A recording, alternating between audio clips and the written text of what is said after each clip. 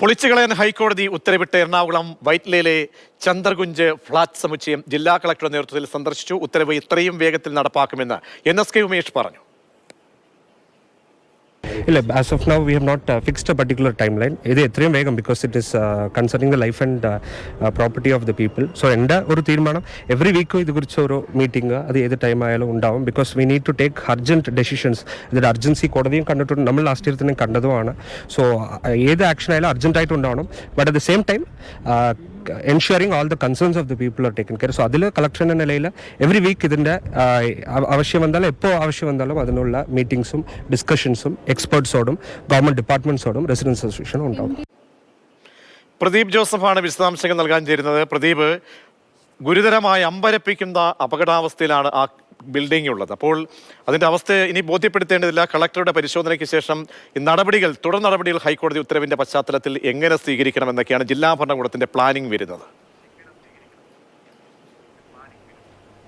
പ്രജീഷ്, എറണാകുളത്ത് വൈറ്റില മെട്രോ സ്റ്റേഷനോടും മറ്റും ചേർന്നാണ് AWHO, അതായത് ആർമി വെൽഫെയർ ഹൗസിംഗ് ഓർഗനൈസേഷൻ നിർമ്മിച്ച ഈ ഫ്ളാറ്റ് സമുച്ചയം സ്ഥിതി ചെയ്യുന്നത്. 3 ടവറുകളാണ് ഉള്ളത്. ഇതിൽ ഏറ്റവും വലിയ B, C ടവർ എന്നീ ടവറുകളാണ് പൊളിച്ചു നീക്കാൻ ഹൈക്കോടതി നിർദ്ദേശിച്ചത്.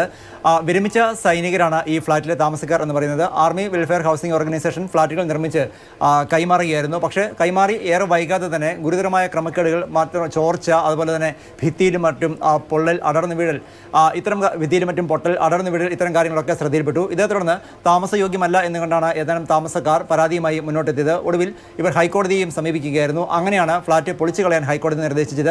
ജില്ലാ കളക്ടറെയാണ് ഇതിനുവേണ്ട നടപടിക്രമങ്ങൾ പാലിക്കുന്നതിന് ചുമതലപ്പെടുത്തിയിരിക്കുന്നത്. ഇന്ന് ജില്ലാ കളക്ടർ ഫ്ളാറ്റ് സമുച്ചയം സന്ദർശിച്ചു. ഫ്ളാറ്റിലെ താമസക്കാരുമായി സംസാരിക്കുകയും ചെയ്തു. വൈകാതെ തന്നെ ഇത് സംബന്ധിച്ചുള്ള റിപ്പോർട്ട് ഹൈക്കോടതിക്ക് കൈമാറും. മാത്രമല്ല, താമസക്കാർ നിരവധി ആശങ്കകൾ ഉയർത്തുന്നുണ്ട്. അതായത് ഇത് പൊളിച്ചു കളയുന്ന കാലയളവിൽ താമസിക്കുന്നതിനുള്ള വാടക, സാധനങ്ങൾ മാറ്റുന്നതിനുള്ള വാടക, മാത്രമല്ല മുടക്കുമുതലായി ആദ്യം നൽകിയ തുക, അതൊക്കെ എങ്ങനെ തിരിച്ചു കിട്ടും, അത്തരം ആശങ്കകൾ ഒക്കെയുണ്ട്.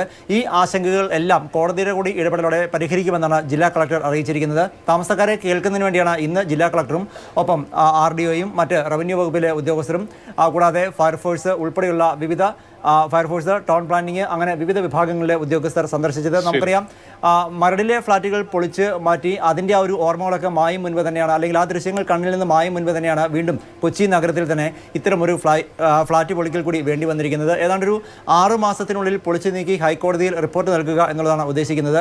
ഈ ഫ്ളാറ്റുകളോട് ചേർന്ന് തന്നെ ചമ്പക്കര കനാൽ ഒഴുകുന്നുണ്ട്. കൂടാതെ മെട്രോ ലൈൻ വളരെ തൊട്ടടുത്ത് കൂടിയാണ് കടന്നു പോകുന്നത്. അത്തരം കാര്യങ്ങളെല്ലാം പരിഗണിക്കേണ്ടതുണ്ട്. എന്തായാലും ഇന്ന് കളക്ടറും മറ്റു ഉദ്യോഗസ്ഥരുമാണ് സന്ദർശിച്ചത്. അടുത്ത ദിവസം ആർമി വെൽഫെയർ ഹൗസിംഗ് ഓർഗനൈസേഷന്റെ മാനേജിംഗ് ഡയറക്ടർ ഉൾപ്പെടെയുള്ളവരെത്തും. അവരുമായി കൂടി ചർച്ച നടത്തിയതിനു ശേഷമാകും ഇത് സംബന്ധിച്ചുള്ള ഒരു അന്തിമ തീരുമാനത്തിലേക്ക് എത്തുക.